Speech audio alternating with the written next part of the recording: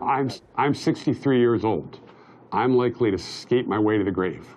But I have 3 young children who are all engineers, and I worry about their ability to work in American manufacturing down the road.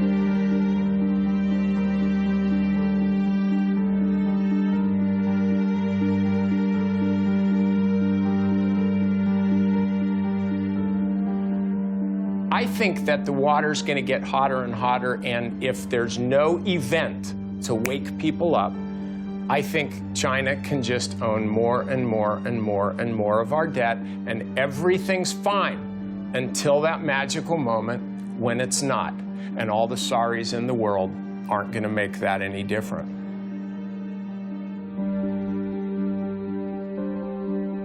The film you're about to see addresses one of the most urgent problems facing America. Its increasingly destructive trade relationship with a rapidly rising China. As you watch this film, it is important to always distinguish clearly between the good and hard-working people of China and their repressive communist government, now victimizing both American and Chinese citizens alike.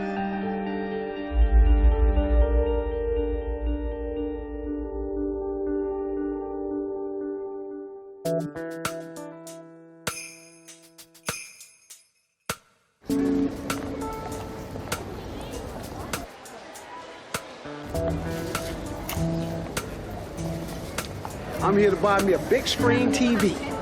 My first big screen, man. 40 inch, about 265.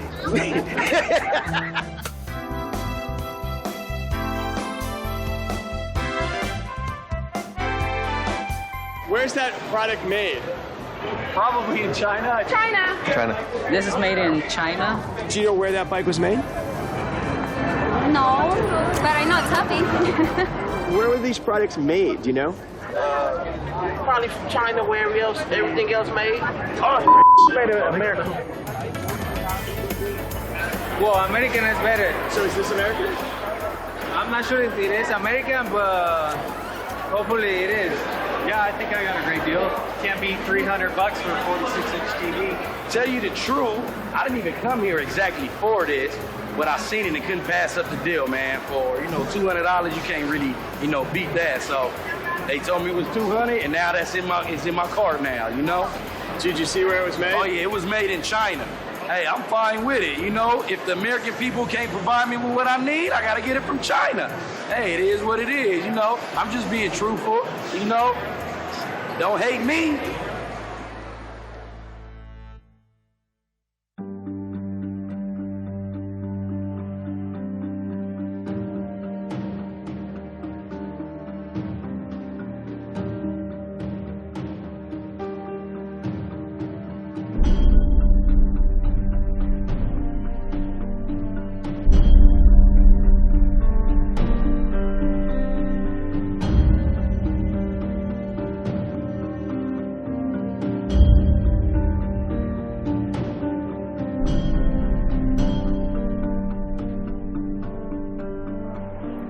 So how do you feel when Americans buy Chinese products?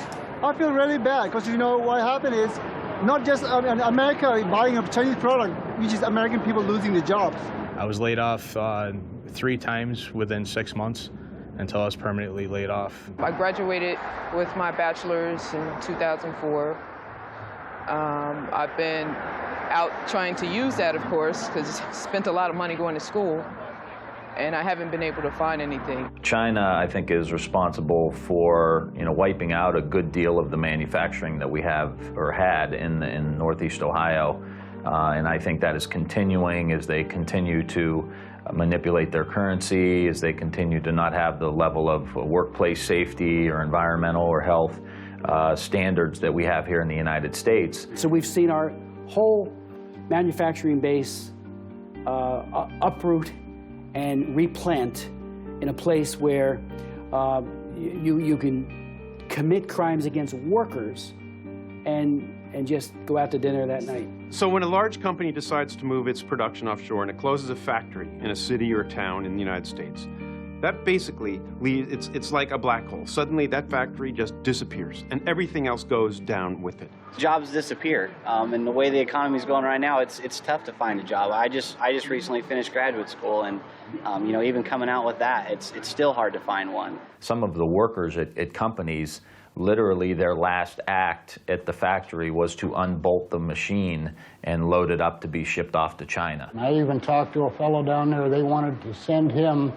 over to China to teach the people how to run the machines that they were shipping over there. He was 63 years old. He said, I only got 2 more years to go and I can retire, so I'm not going to bother doing it. He said, bad enough they took my job, now they want me to show them how to do it, too. People who were supplying that plant with materials, equipment, maintenance services, even the accounting firms, design firms, R&D firms, and then all the other services around it like restaurants, what happens to them? They're doomed. They go down with it. They can't follow that company offshore to Shanghai.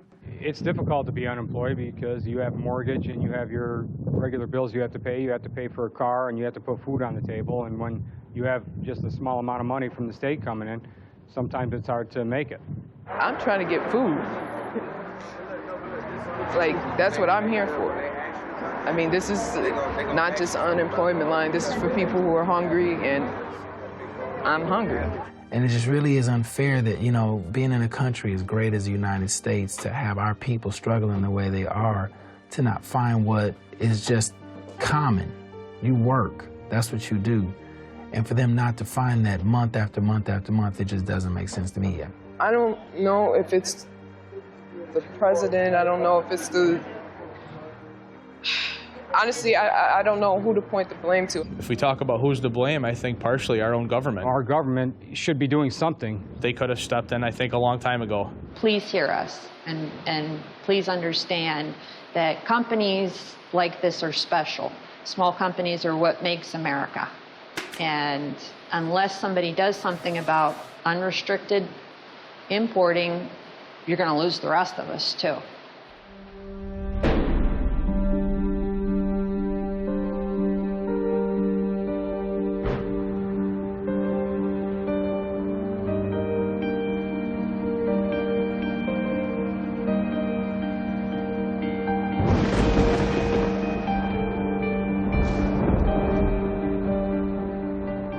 Never had a really big and hostile country come into our markets. Most of the international competition we have faced from Japan, from Germany, from the rest of Europe has come without a sense that behind it was a government that has sought confrontations with the United States on a regular basis. The WTO, it's not based here.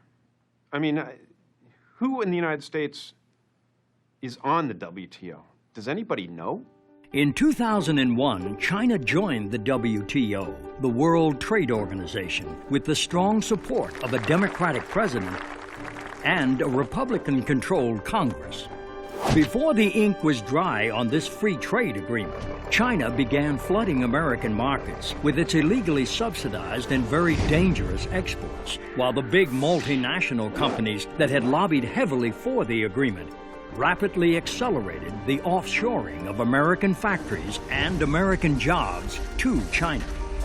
Today, as a result of the biggest political shell game in American economic history, China has stolen thousands of our factories and millions of our jobs. Multinational corporation profits are soaring, and we now owe over $3 trillion to the world's largest communist nation. This was not how it was supposed to turn out. Ladies and gentlemen, the President of the United States. When William Jefferson Clinton was selling China's entry into the World Trade Organization to the American people. If you believe in a future of greater openness and freedom for the people of China, you ought to be for this agreement. If you believe in a future of greater prosperity for the American people, you certainly should be for this agreement. If you believe in a future of peace and security for Asia and the world, you should be for this agreement. This is the right thing to do. It's an historic opportunity and a profound American responsibility.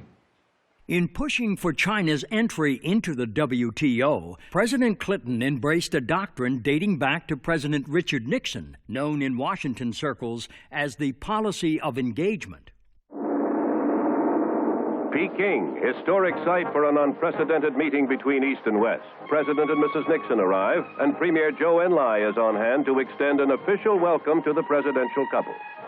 It's Mr. Nixon's initial move toward his self-proclaimed goal, a generation of peace. Here, President Clinton offers his own vision of the goal of engaging China. I don't believe it's right to crack down on people for their religious views or their political expression or because they want to be in an association like the Falun Gong. I don't think that's right. But I don't believe that we will have more influence on China by giving them the back of our hand. In masterfully arguing for China's entry into the World Trade Organization, President Clinton promised the brightest of futures for both American workers and American manufacturers. Economically, this agreement is the equivalent of a one-way street. It requires China to open its markets with a fifth of the world's population, potentially the biggest markets in the world. For the first time, China will agree to play by the same open trading rules we do. Never happened before. For the first time, our companies will be able to sell and distribute products in China made by workers here in America. And by economically engaging China, both Democrats and Republicans argued this would ultimately democratize the Chinese dragon and free the Chinese people. We have waged an intense battle in support of an important principle, and that is freedom. And the people of China and the citizens of the United States will benefit enormously. After the victory vote, the Republican House Majority Leaders would celebrate the bipartisan victory with the cracking open of a ceremonial fortune cookie. Not very good at these things.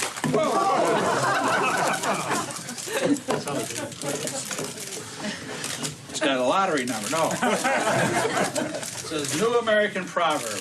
New prosperity awaits you because normal trade relations. Yeah! It's a confrontation of worldviews that we will win, and I'm looking forward to the future.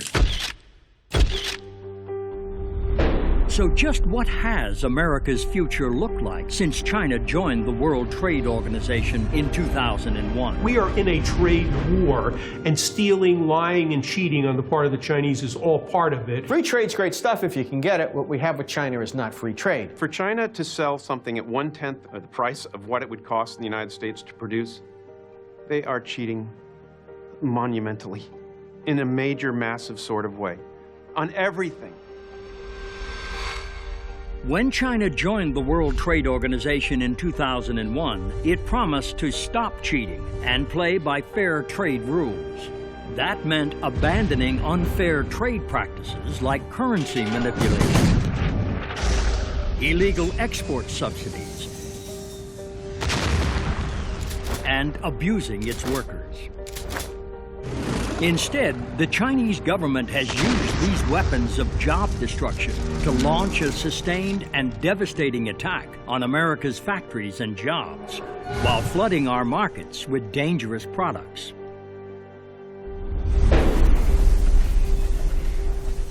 There's no question that a large part of China's competitive advantage has come from environmental neglect. But the Chinese government's willingness to use pollution as a competitive edge has come at a heavy price. China has the most degraded environment in the world. 16 of the world's 20th dirtiest cities are located in the People's Republic. Less than 1% of their urban air meets the air quality standards set by the European Union. It's difficult to think about what is happening, particularly the lungs of children, breathing air like that. In one fell swoop, you can move your production to China and not have to deal with 100 years of regulations that we put into place to protect our workers, to protect our society, just by moving your production to China, because they don't have any.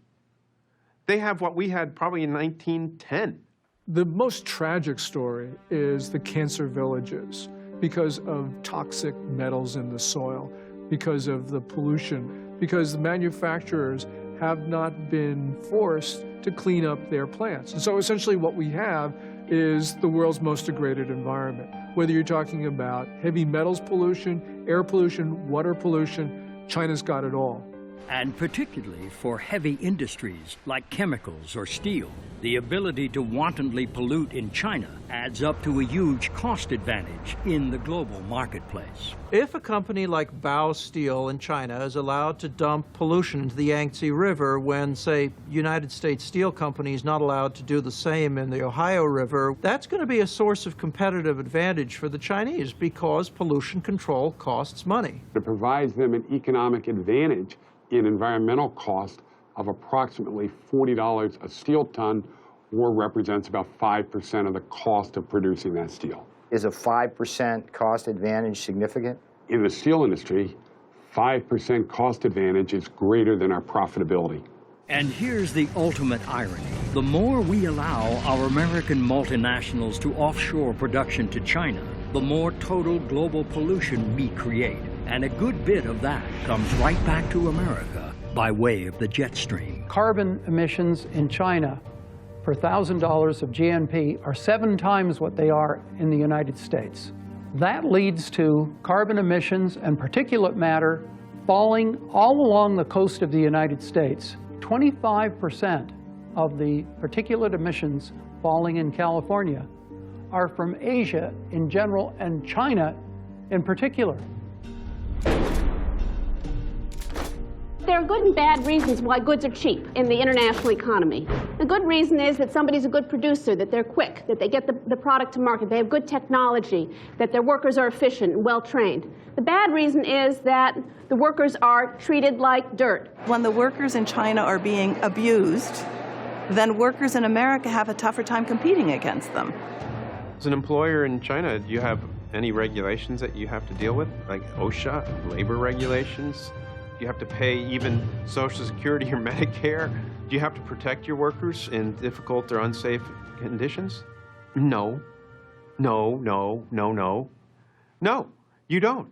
You go to prison if you try to form a labor union. Freedom of association, the right to organize and bargain collectively are completely absent in China today. There's no equivalent to OSHA, occupational safety regulations, and they lose about 130,000 men and women to, and that's the ones they report on, to accidents per year, that many of which could be prevented with good protection. They don't comply with their own child labor laws, prison labor laws, health and safety laws, minimum wage laws. Well, there's a Dr. Lee who lives in New Jersey who was actually an American citizen, and he was in China and he was arrested and kept in one of their work camps for 3 years. When he was finally released, thanks to pressure from the American people, he came back to New Jersey and he was in a store and he saw these big slippers he'd made in the work camp. Every day, 12, 14, 16-hour day, you have a quota. Okay? If you cannot finish the quota, you will get a punishment. You will go to solitary confinement. And the police always say, good labor, good food. Less labor, less food. You don't labor, no food. How can Walmarts or anyone else in the United States allow production facilities in China to sell garments, chopsticks, Christmas decorations are made in forced labor camps? You can go to China, go to every prison camp. You can see what are the prisoners doing. Everybody very busy. What are they doing?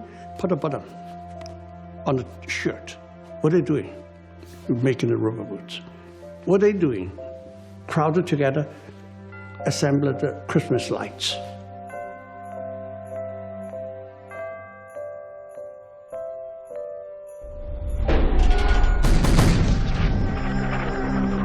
It's not all about China currency manipulation, but a lot of it is. China manipulates its currency by illegally pegging the value of the Chinese yuan to that of the U.S. dollar at a rate far below market value. Most economists would say that China gets anywhere from a 25 to 40 cent advantage for every dollar. So it's like having a tariff on goods coming from the United States of 40 or 50% by the amount that they're underpricing the currency.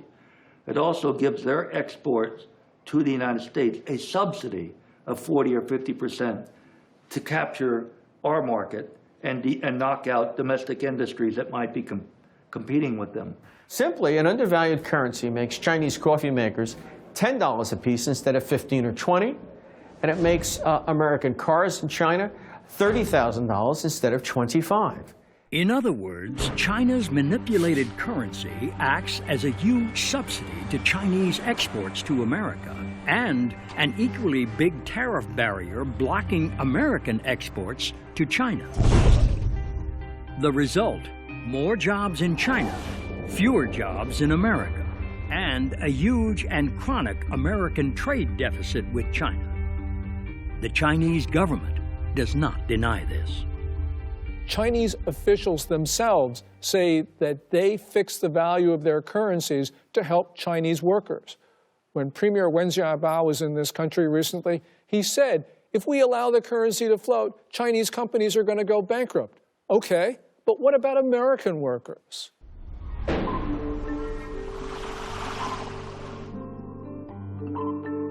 They're cheating on the intellectual property by just flat out pirating stuff from the United States. You don't want China to get their hands on your latest piece of technology or whatever, because they will copy it and they will turn around and produce it.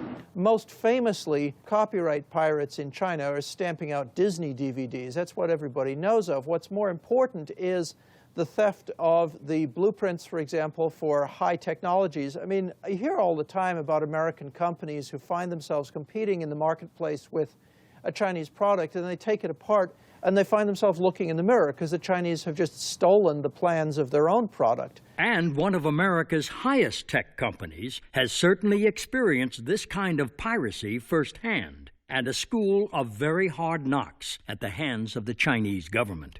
Google came into the Chinese market, and of course, it ended up with a dominant market share.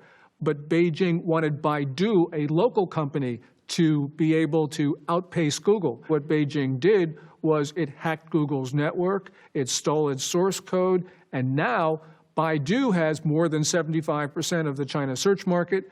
This shows that basically Beijing wants the local companies to be the national champions. But sometimes Chinese pirates aren't content just to steal the intellectual property of an American corporation. Sometimes they just take the whole company. So Fellows is a company that makes shredders, paper shredders, and they moved, like everybody, they moved their production to China. They hired a company to run their production for them, and suddenly one day their employees were locked out of their own plant.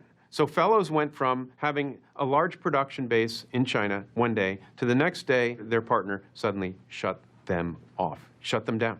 The moral of the Fellows story is you better be very careful when you move your production to a communist country.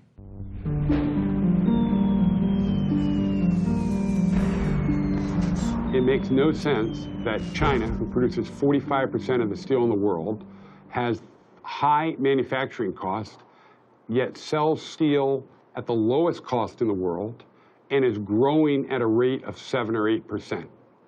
This growth from 100 million tons to 700 million tons, growing by 50 million tons per year, is all due to state subsidies. The problem is that American companies cannot compete because they're not competing with Chinese companies, they're competing with the Chinese government. At the end of the day, it most certainly will result in more unemployment in the U.S.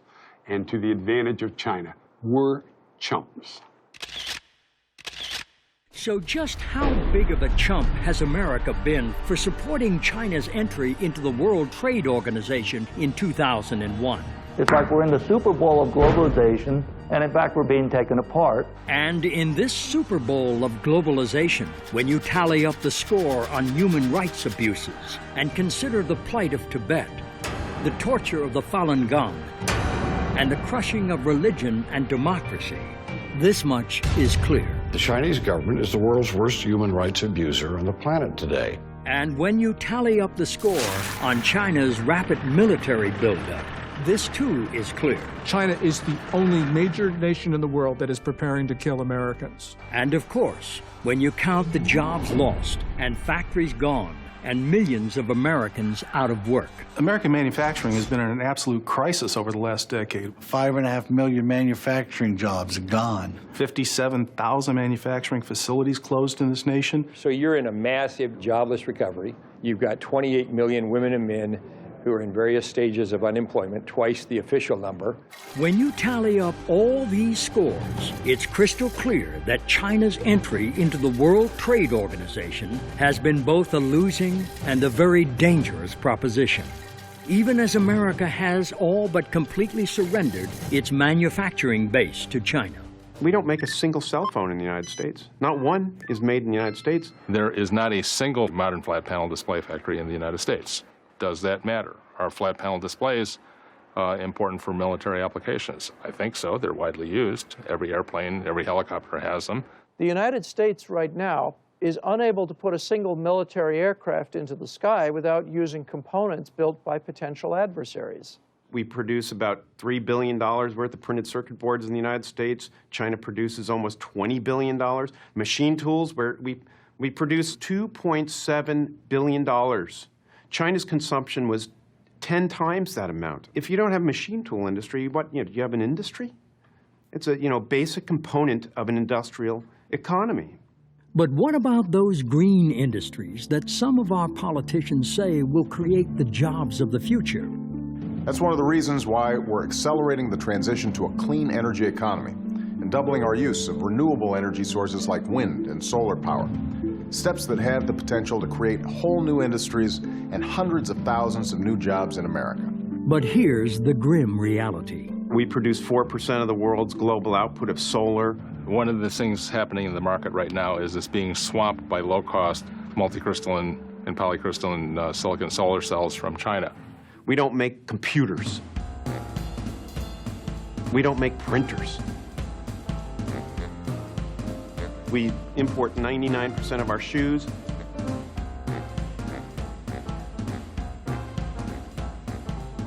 Mass-produced consumer products, we basically don't make them anymore. But it's not just mass-produced consumer goods we are losing to China. Some of our very best paying manufacturing jobs are also now quite literally being shanghaied. Boeing at its peak in the Seattle-Everett area had about 50,000 employees. That was no more than 5 years ago. 20,000 of those jobs have now moved to China in just the last 5 years. Apple employs 26,000 people in its design of making new products. It employs, through Foxconn, 700,000 manufacturing workers in China. They're an American company, they're headquartered here, all their jobs are somewhere else. Americans need those jobs, but they all exist in China. Every one of those manufacturing jobs exists in China.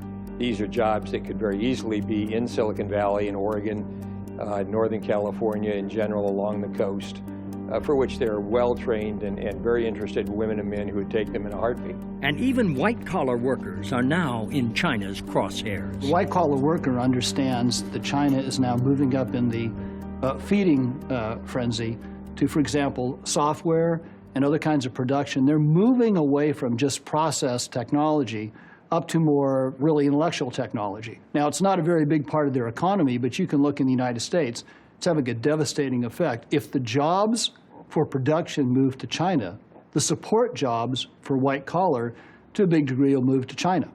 Meanwhile, our rapidly accumulating Chinese debt has become a national joke, literally. The U.S. government to default. That's right. China's mad at President Obama for meeting with the Dalai Lama. I mean, come on. Obama doesn't owe them anything, except like $14 trillion. And that debt represents a very real claim on American assets. And then China would back a tow truck up to Kansas and drag it off to Guangdong province. I find it ironic that the corner of capitalism, the J.P. Morgan building down on Wall Street, is now owned by a Chinese company. As for that hope that economic engagement would lead to a more free and democratic China. George Bush Sr., remember him? He was the ambassador to China way back when. And so he liked China. He liked those guys over there. Things are good in China. Economic growth in China has not led to its becoming more democratic. It has led to a more sophisticated, better financed form of authoritarianism. And ironically, one of those measures of repression has been the internet itself, which was supposed to set China free. China is less free today than it was when it entered the WTO. China has 50,000 internet police who are tracking every day their capabilities, who's saying what, to be able to try and keep things like Tiananmen Square, democracy, freedom, and those terms off the internet. And these cyber cops have had plenty of help from American companies in building the great firewall of China. Google, Yahoo, Cisco, and the capability that they have sold to China, especially for its secret police, has enabled them to search, apprehend, discover the whereabouts, get caches of names, particularly online, where if you send your emails to other people, their IP addresses quickly yield to what their physical addresses are, and they're then apprehended and arrested. This American cooperation, damn it. Shame. Cooperate with Chinese government. They have to say, we have to follow Chinese law. Cisco say, we have to follow Chinese law. Yahoo say, we have to follow Chinese law, otherwise we cannot do it. Yeah, you have to follow Soviet law. You have to follow Hitler law. Are you going to do it? Perhaps the most shameful answer to that question may be found in Yahoo's role in the jailing of a Chinese citizen named Shi Tao. Here's a guy, a journalist, who sent information to an NGO about what they couldn't say or do as the Tiananmen Square Remembrance Day was coming up, or days, and he sent it to a New York NGO. Chinese government knocked on the door of the Yahoo people, asked for the information. They just coughed it right up, and Shi Tao got 10 years for that.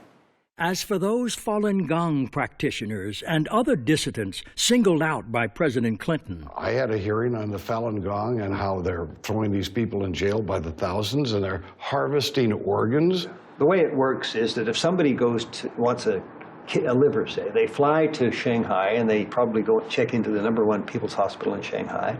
A military surgeon, probably in uniform, one I'm thinking of, comes up and does the Bishop tests and the blood tests and so on. Then he or she looks on the computer list and says, oh, there's a match out in work camp 400. The poor victim who matches what your organs need is dragged into a sort of hospital, given a light anesthetic in most cases, and never wakes up because they take not just one kidney, they take both kidneys, the liver, heart, everything, and their body is then burned, and the People's Liberation Army flies the organ to Shanghai from wherever the camp happens to be, and you're told you're getting the organ from a convicted murderer or something. I mean, this is a grotesque tale of the worst kind of oppression and ghoulishness on the part of rulers of a country. And here is what too many American politicians seem to have such a hard time understanding. Wei Jingsheng told me in Beijing, right before he got rearrested, you Americans don't understand. When you coddle dictatorship, when you kowtow and you carry the dictatorship around on a pillow, they beat us more in the Laogai. When you're tough, predictable, transparent on human rights, they beat us less. But at least engaging China economically has made the ruling Communist Party more peaceful, right? China's military power is strengthening very, very rapidly. They are building up their military capabilities in hard weapons as well as in cybersecurity. China has a population which is about 5 times the size of the United States. And that means that if they have a comparable level of development, they probably will end up with a military 5 times larger. And I don't care what kind of technological edge we have, it would be very difficult to prevail over an adversary that is 5 times larger. What China is building is just not a massive fleet or a massive ground army, but it's developing a modern, well-equipped, technologically capable military. And in some cases, it need not be China pulling the trigger.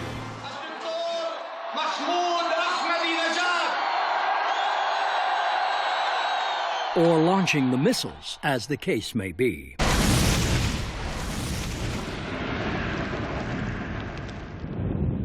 We are on the onset of an age of nuclear terrorism. We see Pakistan crumbling while it builds more and more nuclear weapons. Why does Pakistan have nuclear weapons? Why does it have the missiles to deliver them? Because of China. We've been in a near 30-year dialogue with the Chinese government trying to arrest this behavior that is supporting not only Pakistan's, but North Korea's and Iran's future nuclear capabilities. China refuses to listen and respond. When a nuclear bomb goes off on some highway, either inside or outside the Beltway, chances are a lot of those components on that bomb are going to say made in China.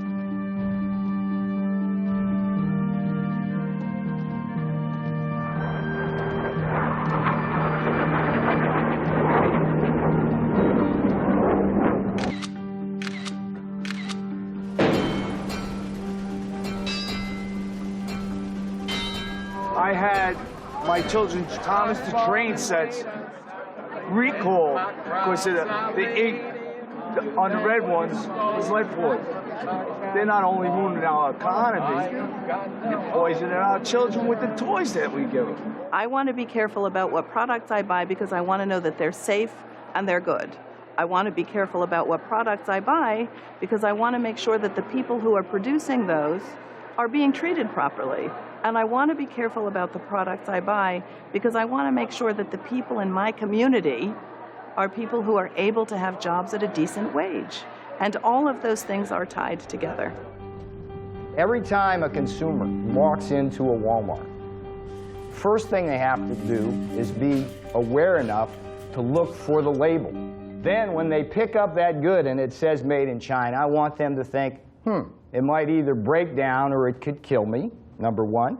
This thing, if I buy it, might cost me or someone in my family or my friends their job. Lastly, hey, if I buy this, that money's going to go over to help finance what is essentially the most rapid military buildup of a totalitarian regime since when? The 30s. I mean, make no mistake about that. 91% of every product in a Walmart store is manufactured in China. Walmart spent $50 billion in China 2 years ago. If Walmart were a country, they would be China's 4th largest trading partner. When an American goes into a Walmart and buys a product made in China, that person is thinking just price. If you're a person on a pension shopping at Walmart, you kind of like the Great Wall of Mart. But what they really need to think about is how that product got there. It got there because you have a predatory system which is really trying to undercut American manufacturers and therefore American workers. And when a consumer goes into Walmart, picks up a good made in China, what do you want them to think about before they get to the cash register? Think about your relative that just got laid off or the factory that just got shut down.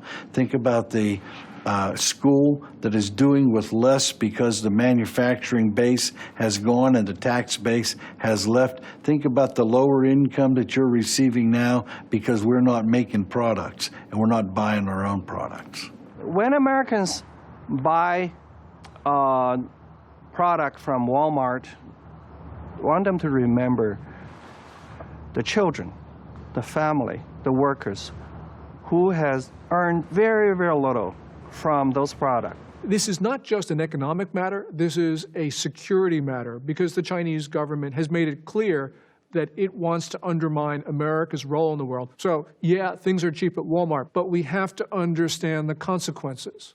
But even if you don't want to consider the broader economic or national security consequences of consuming goods made in China, you may at least want to think about your own personal safety and that of your family. If you put it in your mouth or the hands of a child, don't buy it from China. Over the last 5 years, we've had a number of scandals involving Chinese products. And these products have killed people, not only in China, but also in the United States. Do you want to buy pipe for your residential community that's going to put all the water into everybody's houses that is tainted with arsenic and mercury so that it'll leach out into your water so that when you turn on your spigot in your house, you're suddenly contaminating yourself because that pipe was made cheaper in China? Goodyear Tire outside of Montreal that closed about 4 years ago and put 850 people out of work. Moved the production to China because they could make tires, I think it was for $4 a tire cheaper. And not long after they they started up in China, the transportation agency in the U.S. said the tires being produced there were unsafe. I mean, is this what corporate America or corporate Canada thinks is the way they should be conducting themselves? I don't think so. We're importing a lot of their apples. They spray them with Alar. You know, that's illegal in the United States. You want DDT on your apple? Buy it from China, and we're buying a lot of apples from China. We're buying everything from China, and there are no environmental controls.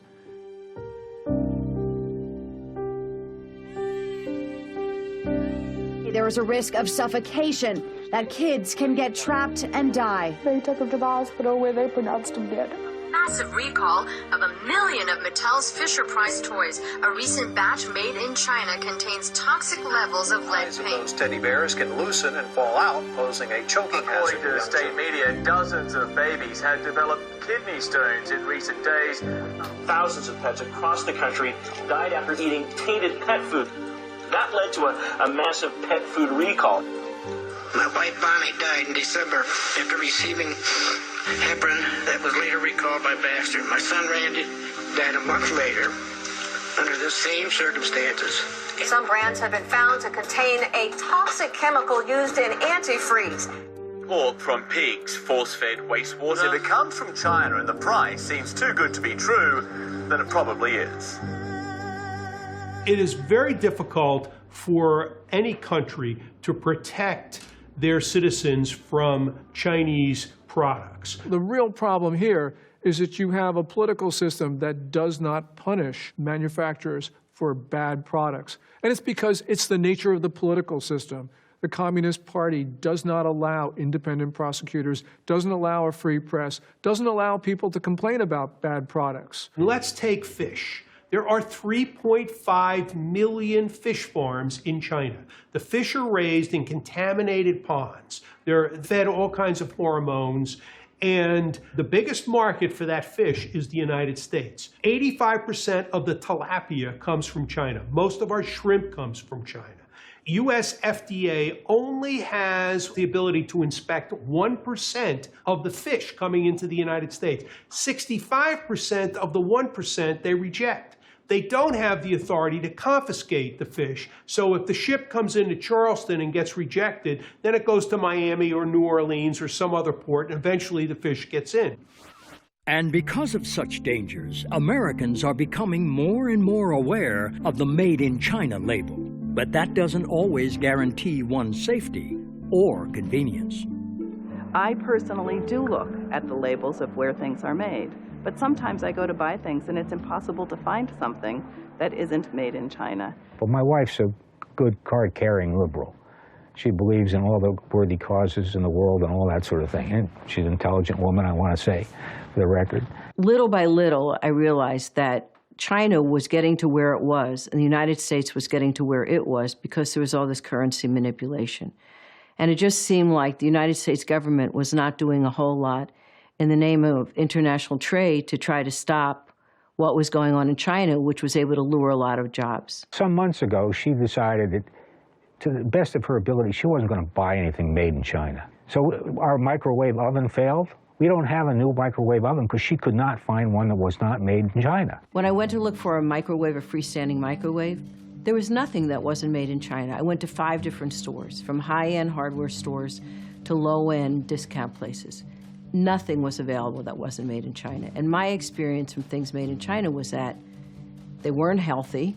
You never knew what was in them. They didn't work for very long.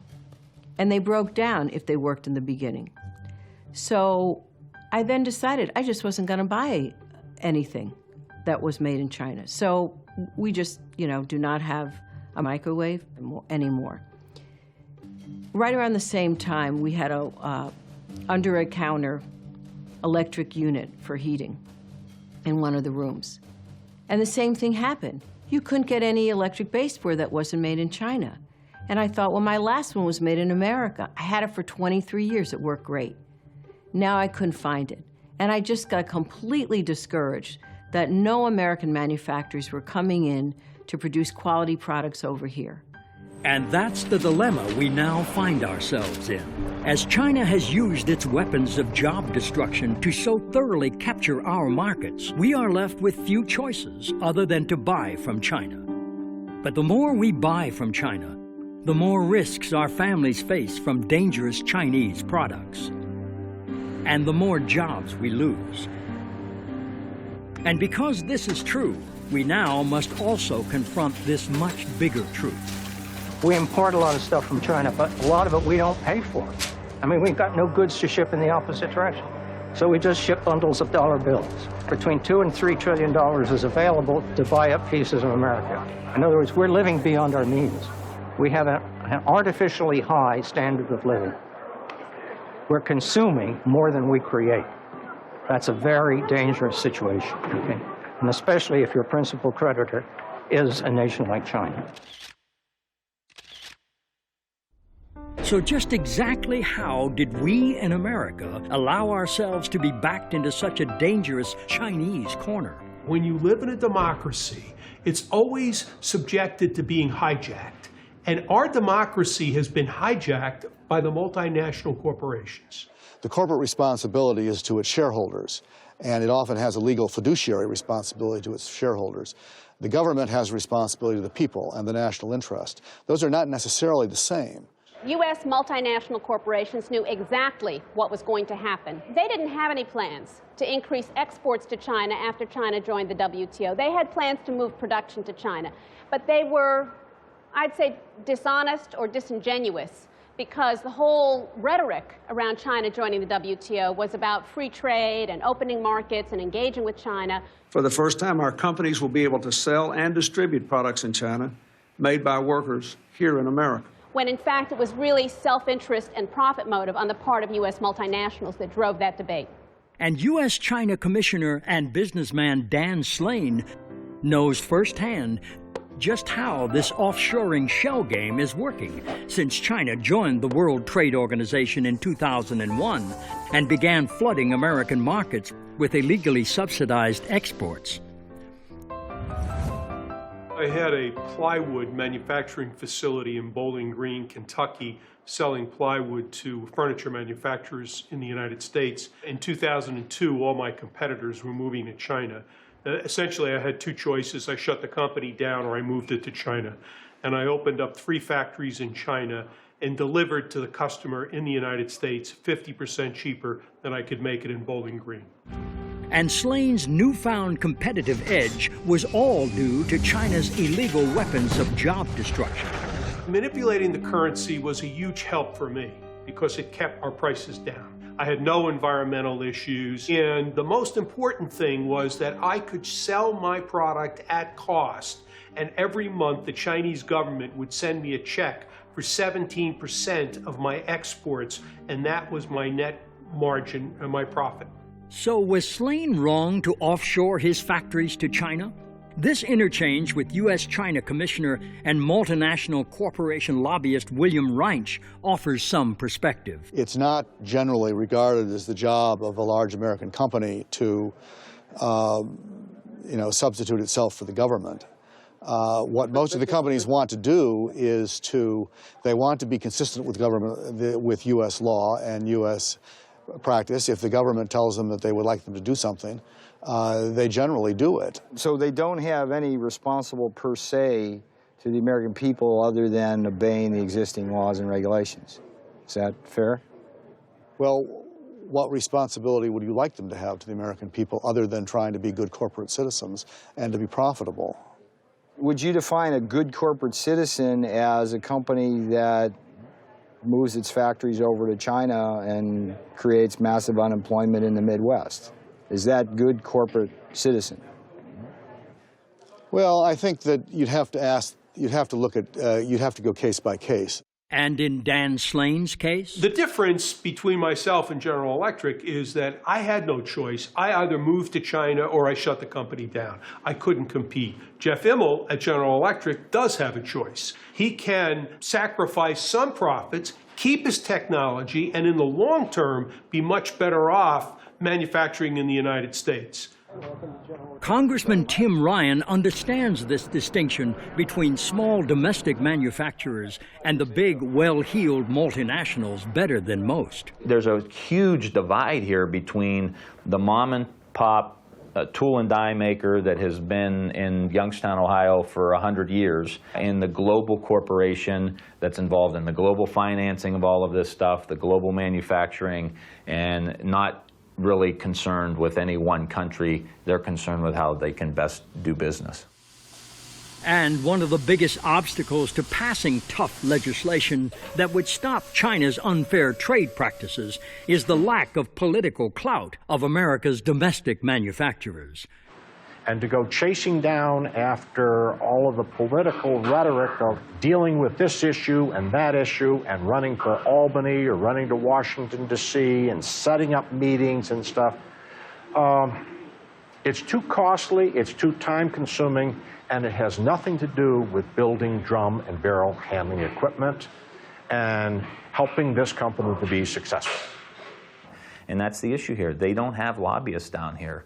There's very few organizations that really represent the small and mid-sized manufacturers. You know, I can think of one or two that really do a great job, but they don't have the impact, the campaign contributions, the corporate influence that some of the big dogs have.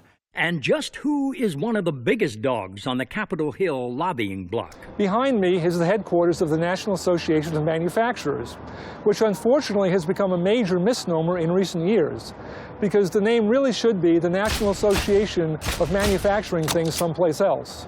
If you go back and you look at the National Association of Manufacturers meetings in which they were talking about endorsing or not endorsing the Ryan Murphy China currency bill, you will see that there was a huge split where the small and medium-sized manufacturers endorsed the bill. But the 20% of the membership that gives 80% of the dues didn't want to have anything to do with the Ryan Murphy China currency bill.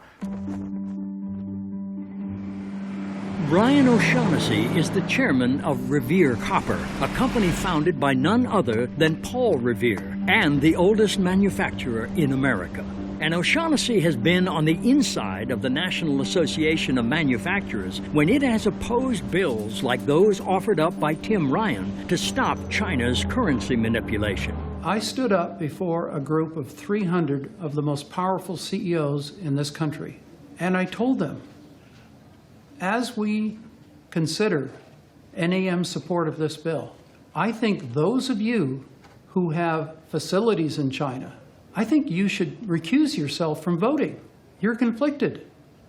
You have to choose between your company and your country, and you can't do that. Well, I was shot down in flames.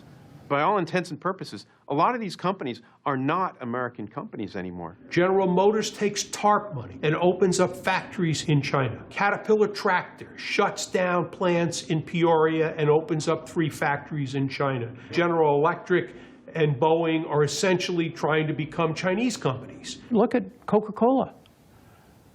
American-sounding company, isn't it? I mean, how American can you get other than Revere, Coca-Cola? The president of Coca-Cola is from South Africa. The chairman is from Turkey. Now, you want to ask them what America's international trade policy should be? You shouldn't listen to them. While Coca-Cola's executive suite may look like the United Nations, it is purebred American CEOs from companies like Cisco, Ford, IBM, Honeywell, Motorola, Intel, and Apple that keep sending so many of our jobs to China. We design the iPad, great. We get the profits from the iPad, fine. We don't get the jobs. Profits versus jobs. That's a conflict Ralph Gomery sees as the root of America's offshoring problem. They are pursuing maximizing profit. That's their goal. The country is losing the wage bill, and its goal is to have wages. And then what they're doing is right for their shareholders and their constituents, but it's not right for the people of America who are unable to find work today. The problem with our system is that everything is short-term. So when you talk to a CEO and you say to a CEO, an American CEO, do you realize that they're going to take your technology and they're going to be your competitor? The CEO says, yes, but I only have 3 or 4 years to get my stock up so I can get my bonus, and they kick the can down the road, and it's the next guy's problem. This will end badly for all of us, but everybody is so short-term in thinking and in their tenure that they're willing to take chances that are right for today, that they probably know in their minds is long-term bad for America tomorrow. Ironically, nobody understood this growing divergence between corporate interests and the common good better than candidate Bill Clinton during the 1992 elections. You must do your part. You must be responsible. American companies must act like American companies again, exporting products, not jobs. But such corporate irresponsibility wasn't always the American way. Corporations used to think they had a stakeholder theory. In other words, they had a responsibility to the nation, to their community, to their workers, and to their shareholders. Something morphed in our own system about 20, 25 years ago, where shareholder value became the end-all and be-all. And then the CEOs tied their own compensation to shareholder value. And then other countries figured out how to incentivize them to increase short-term shareholder value by transferring production, manufacturing, R&D there.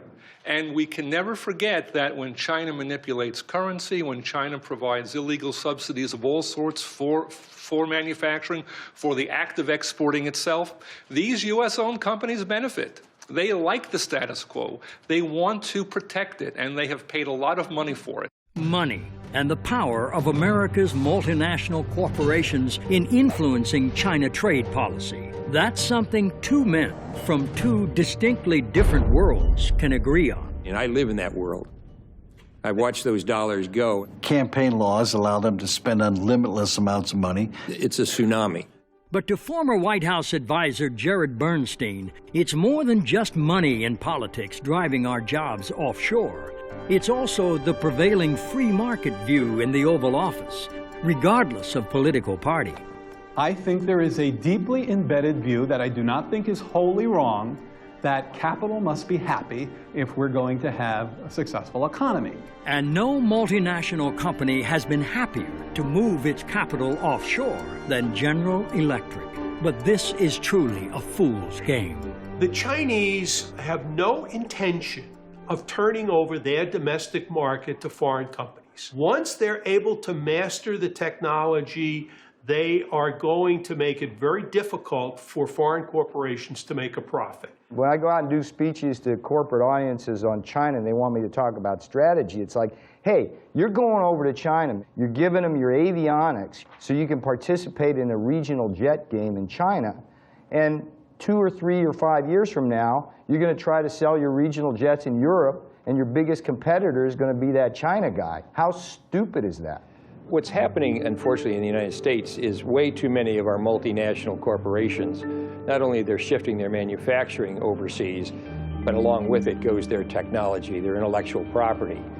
And while many of us are concerned, deeply concerned about the loss of jobs, we're just as concerned about the loss of intellectual property. That's sort of the future of America.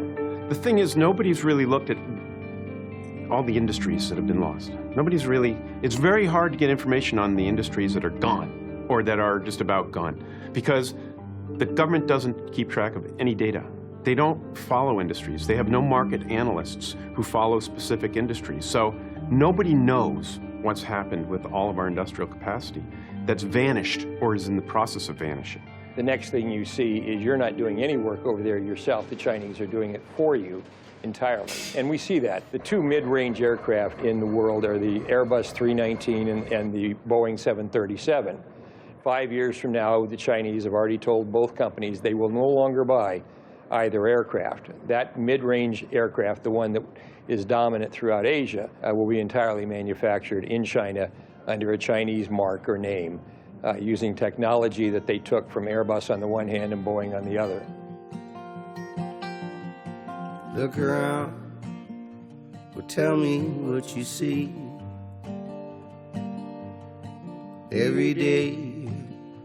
more people in the street. Too bad they sent our jobs away. In China, they're not workers, they're just slaves. When people wake, it's a world of trade and greed. And the CEOs get richer, and our jobs all move offshore. Oh.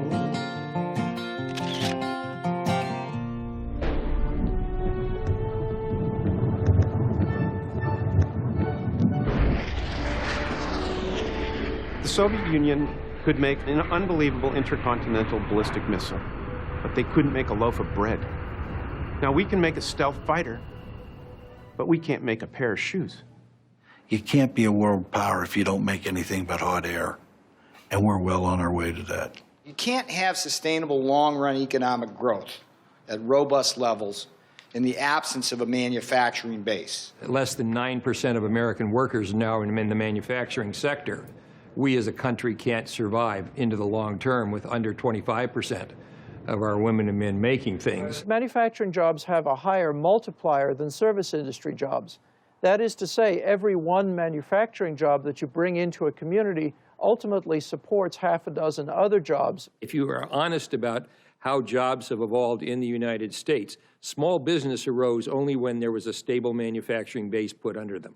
My mother and many mothers of viewers, I'm sure, up on the commission, they gave themselves home permanence. It was only when there was a stability of middle-class incomes that you had beauty parlors and nail salons and pizza parlors and McDonald's and all of the things we think of as small business. Every one manufacturing job that you bring into a community ultimately supports half a dozen other jobs. Those manufacturers provide the good-paying jobs in our community, and it's the jobs that a father or mother can work at the factory, raise their family, have some health care, have a safe pension, donate a little bit of money into the basket in church on Sunday, vote for the school levy, vote for the police and fire levy to help build strong communities. And when those factories got wiped out and they went from 200 to 30 people, it becomes very difficult for these communities to sustain themselves.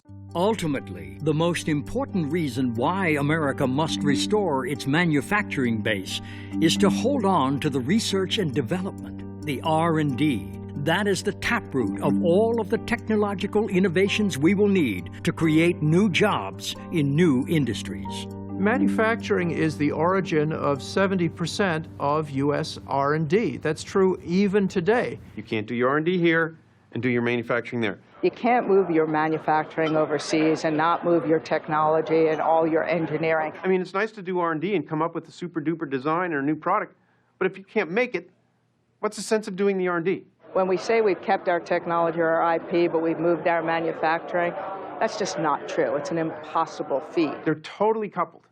So as manufacturing has moved offshore, R&D has gone right with it. So as we move more and more manufacturing over to China and people can re-engineer and understand how things are made, we are teaching the country how to compete with us, and ultimately they are. So that the new products, the next cutting-edge product, is being developed there where the manufacturing's going on in China, rather than here where the manufacturing was and now is no longer.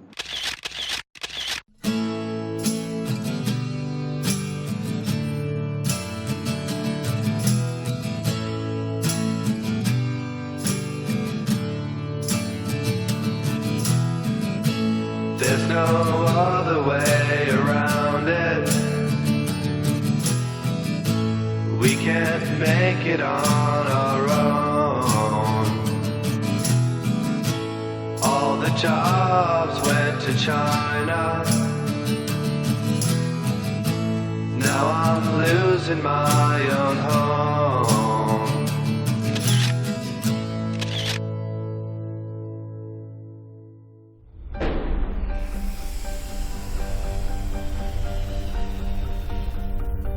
We need to change course. We need definitive U.S. action. We need to show the Chinese that there are limits, that they have to be responsible citizens, and if that they're not responsible citizens, there are consequences. I like the idea of doing business with China. There are a few people over there. But it must be on our terms. If it's not on our terms, then it's on their terms. And if it's on their terms, they don't have our best interests in mind. People sometimes say that we can't stand up to the Chinese on any of these issues because we risk starting a, quote, trade war. My message to the American people is that we're already in a trade war. What's wrong with taking China to task? They pirate our technology, they pirate our intellectual property rights, they counterfeit our goods and services, and no administration has the backbone to stand up to them. It's been dismaying for me to see a succession of administrations, both Republican and Democratic, unable or unwilling to take on the China trade imbalance. And I would say part of that is the very cozy relationship that any White House has with the big multinational corporations and with the intellectual elite that have taken a very soft view on this issue. So I think both Democratic and Republican administrations have failed us in the same way. So how do we, the people, overcome the power and influence of the big multinational companies and the deadly inertia of our political leadership to bring about long overdue changes in the U.S.-China trade relationship? You know, it almost takes a movement, a Tea Party that's different than, it's completely divorced of left or right. Or it's virtually a Tea Party that differentiates between right and wrong, which is very much different than left or right. I think this can only happen when the American people really understand what is happening to us and begin to demand that their congressmen and senators really, and the national government, take action in these areas. I think that at every level, people could boycott to some extent, and there would be a shot heard around the world. It's got to be a whole community effort by the citizenry. But we do need to create jobs. It doesn't always happen accidentally. Here's the message that needs to be developed. You know, look, it doesn't have to be this way. This is an economy and a global economy that has been made by policy choices that really do benefit the rich and the multinationals. Their interests no longer coincide with the interests of this country. So we have to do what's best for this country. They'll do what's best for their company, but we have to do what's best for this country. And that means all of us coming together, building an economy that really does work for everybody. So how do we build such an economy? We have to decide as a nation that we want manufacturing, that we want prosperity and the good jobs and income that come with manufacturing. The only thing that matters to me is Flint, Michigan, Dayton, Ohio, and Buffalo, New York. If you don't reestablish the manufacturing base of this country roughly at the level of 20 to 25% of workers, and the most immediate way to do that is trade reform with China. The best jobs program is trade reform with China. And the argument is pretty simple. The gross domestic product grows with only four things: consumption, investment, government spending, and net exports. And when you run a trade deficit, the simple math of that is that that's a negative in terms of growth. I think the number one thing that the United States has to do is to move to say we're going to balance our trade. Look, if we had had balanced trade, you wouldn't have had a decade of a drag on GDP that amounted to almost a point per year. So of course we would be better off. Now people say, how do you do that? And I'm a young guy when President Kennedy said we're going to the moon. He didn't have a clue how to get to the moon. But we set it as a national goal, and we figure out how to do it because we're smart, creative people. And if we are to truly balance our trade, we cannot do it by boosting exports alone. President Obama says, let's export more. We're now exporting more than $100 billion a year in goods and services to China. But it isn't exports that matter. It's the difference between imports and exports. Exports are great, but if your imports grow more rapidly than your exports, there's a drain on demand for what Americans make. We get more unemployment, and the economy sinks into the kind of mess we're in. If you look at America today, we have a very fast-growing export sector. And people talk about how we're going to come back with exports. That's just all silly. America is going to come back from import substitution. We don't have to take over the world in exports. We simply need to get back our market here. In fact, American consumers and citizens seem to be far ahead of our politicians when it comes to understanding both the dangers we face and the need for fundamental change. We're a subsidiary of China and getting worse and worse because they're going to own us pretty soon. No, you can't have it both ways. We either want the jobs, the manufacturing, everything here in the United States, and we're going to buy it, but you go to the store and you look for the cheapest thing, which usually comes from China. I do buy China stuff, but I'd prefer to buy American things. Why? I think it's better just to support the economy here rather than, you know, you can buy cheaply in China, but I think it's better for our economy if we buy here. We also got to look at our principles too. Look how they're living. Is that what we want to support? We open up our markets to everybody. And I think that if that's how it's going to be, it needs to be a two-way street. And I think politically, our system has not supported, you know, the American worker, the American product from that standpoint. And perhaps the biggest reason our politicians are failing us is because they have truly forgotten the proper role of government. I used to debate a colleague of mine, my counterpart from the Chamber of Commerce, and he used to say to me, you know, it's not my job to play Santa Claus to the workers or to paint my company green. It's my job to make money for the shareholders. And I agree with that. That is the job of corporations, but it is government's job to make sure that companies are doing that within a framework that makes sense. I think the field that we're playing on not only needs to be level, but I think everybody needs to be on one field. We're not even on the same field as the Chinese.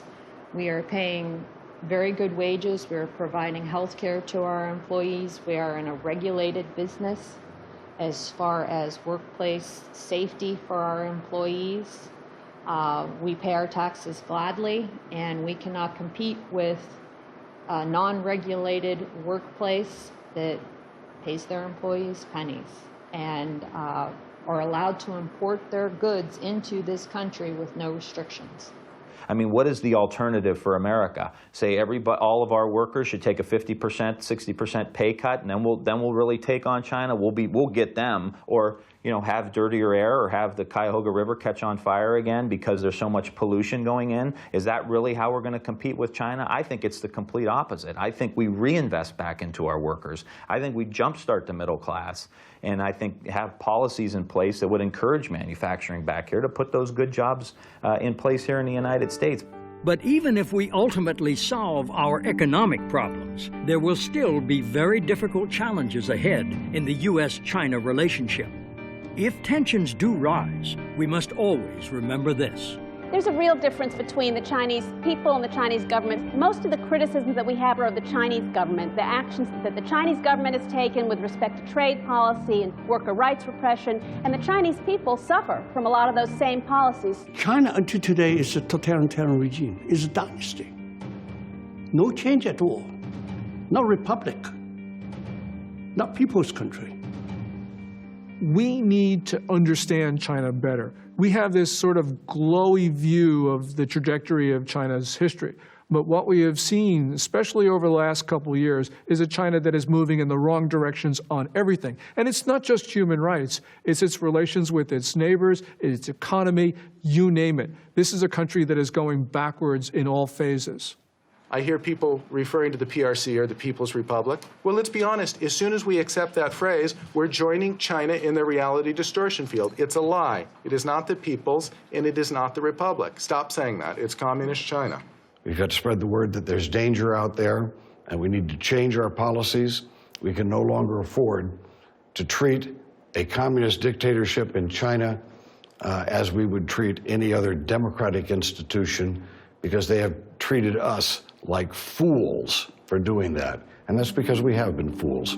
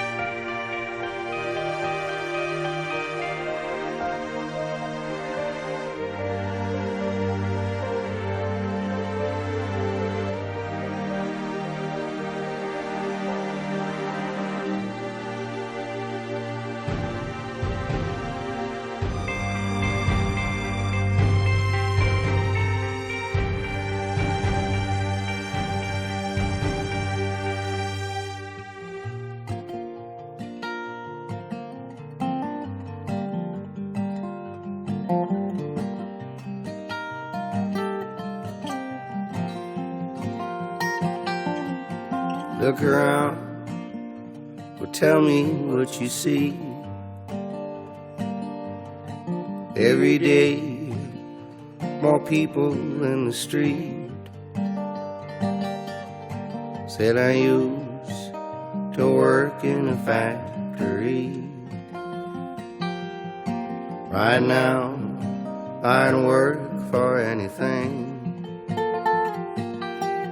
Oh, oh, oh, oh.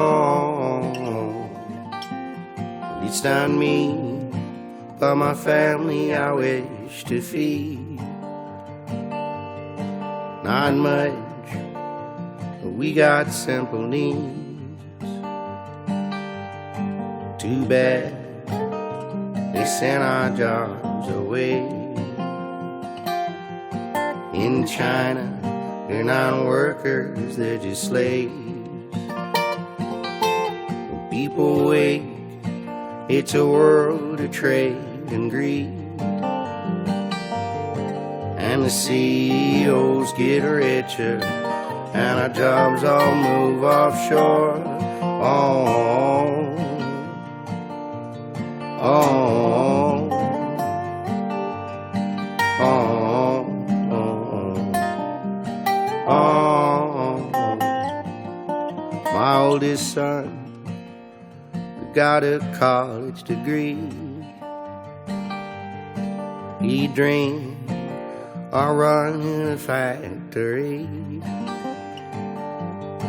Now he's back home just living with me. And there's no bright future my boy could see. 16 hours, 7 days a week of unions and freedoms they cannot speak. Gotta rise and get up off your knees before they buy up all our dreams.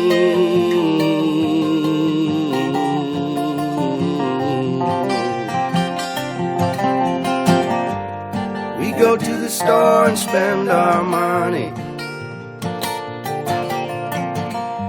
send all our dollars overseas.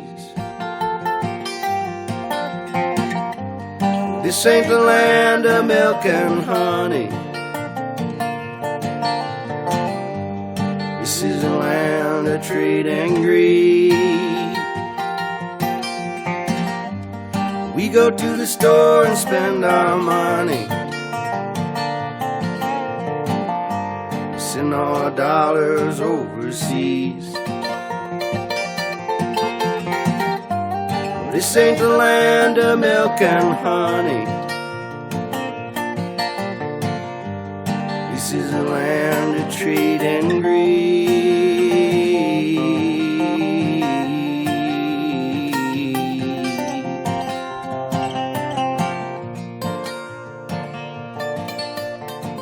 And this whole notion that what's good for multinationals is good for America, that's completely wrong.